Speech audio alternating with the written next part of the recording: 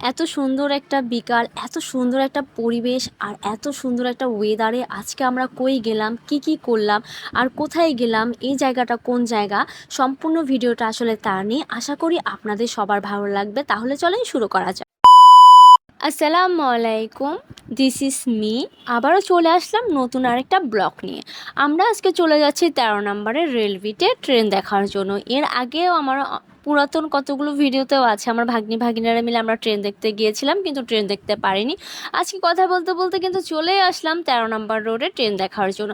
এখানে পরিবেশটা এত সুন্দর ছিল, আর তার মধ্যে হলো আজকের ওয়েদারটাও সে লেভেলে সুন্দর ছিল। আমরা ছাতা নিয়ে এসেছি, হালকা হালকা বৃষ্টি পড়ছিল, তাও বাতাস হচ্ছিল, বাতাসটা কিন্তু সে লাগছিল, মারাত্মক লাগছিল। আর এখানে পরিবেশটা এত সুন্দর, সবুজ, চারদিকে সবুজ গাছ, আর মাঝখানে হলো পুকুর।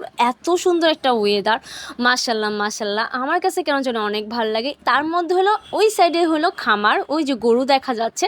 তো আমার ভাগ্নিরা দাঁড়িয়ে দাঁড়িয়ে গরু দেখছে। আমার ভাগিনা তো আগেই জোড়ায় জোড়ায় চলে গেল ওই সাইডে, ট্রেনের এই সাইডে দেখেন পরিবেশটা এত সুন্দর। আর আমার ভাগিনার টি শার্টের সাথে কিন্তু এখানে ট্রেনের বগির কালারগুলোও কিন্তু ম্যাচ হয়ে গেল, রেড রেড।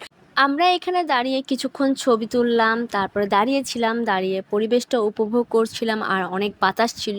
হঠাৎ করে বৃষ্টি চলে এসেছে, তো আমরা কিছুক্ষণ দাঁড়িয়েছিলাম, দাঁড়ানোর পর আবার হাঁটা শুরু করে দিলাম, কারণ আমরা শেষের দিকে চলে যাব একেবারে। তো সাথে কিন্তু আপনারাও যাবেন, মানে আমাদের ভিডিও শেষ পর্যন্ত দেখলেই বুঝতে পারবেন আমরা কত দূর গেলাম। তা এখানের ফুলগুলো কিন্তু অনেক সুন্দর লাগছিল, তো আমি সুন্দর করে একটা ভিডিও করে নিয়েছিলাম। আর আমার ভাগ্নি এখানে দেখেন ইয়েলো কালারের বগি দেখে বলছে আরেকটা ট্রেন, আরেকটা ট্রেন। আমি বলছি হ্যাঁ, এটা আরেকটা ট্রেন। তো ওদের কাছে অনেক ভালো লাগছিল। তো আমরা এখানে দাঁড়িয়ে আবার কিছুক্ষণ ছবি তুললাম, তারপর আবার হাঁটা শুরু করে দিলাম।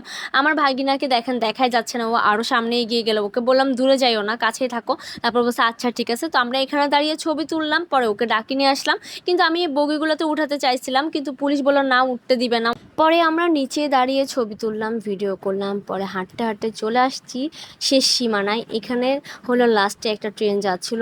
আমি না ক্যামেরা অন করতে ভুলেই গেলাম, পরে বাসায় এসে চেক করে দেখলাম ওই ভিডিওটা নাই। এত সুন্দর একটা ভিডিও করলাম, কিন্তু ভিডিও হয় নাই, ব্যাড লাক ছিল আর কি। তারপরে আমরা এখানে দাঁড়িয়ে বাতাস খাচ্ছিলাম, আর এত সুন্দর একটা পরিবেশ উপভোগ করছিলাম। আমার কাছে আজকের বিকালটা সে লেগেছে। বৃষ্টিটা না পড়লে একটু ভালোই হতো, যাই হোক বৃষ্টি পড়েছে আর আমরা ছাতা নিয়ে এসেছি, তো এই আর কি। তো এখানে দাঁড়িয়ে দাঁড়িয়ে বাতাস খাচ্ছিলাম। আমার ভাগ্নিরা দেখেন খুব ভালো এনজয় করছে, আমার ভাগিনা ওদের কাছে অনেক ভালো লেগেছে। তারপরে হলে আমরা বের হয়ে যাব, বেশিক্ষণ আর ছিলাম না, কারণ ওয়েদার খারাপ ছিল। যখন তখন হুটহাট করে বৃষ্টি হচ্ছিল, কিছুক্ষণ বৃষ্টি হচ্ছে, আবার কিছুক্ষণ বৃষ্টি বন্ধ হয়ে যাচ্ছে, যার কারণে আমরা চলে যাব। দেখছেন সবাই আমাদের কলোনির ভিতরে কি সুন্দর একটা জায়গা আছে যেখানে ট্রেন চলে, মানে এত সুন্দর একটা পরিবেশ। এটা কিন্তু সব জায়গায় কিন্তু থাকে না, মানে সব কলোনিতে থাকে না, সব এলাকায়ও কিন্তু থাকে না, কিন্তু এটা আমাদের কলোনিতে আছে, বুঝতে হবে এটা আমাদের কলোনি বলে কথা। তো আজকের ব্লগটা শেষ করছি এই পর্যন্ত। যদি ভালো লেগে থাকে আমার ব্লগ, অবশ্যই লাইক কমেন্ট শেয়ার করে পাশে থাকবেন। আর এই জায়গাটা কোথায় এটা জানতে হলে অবশ্যই কমেন্ট করতে হবে। ভালো থাকবেন সবাই, থ্যাঙ্কস ফর ওয়াচিং, আল্লাহ হাফেজ।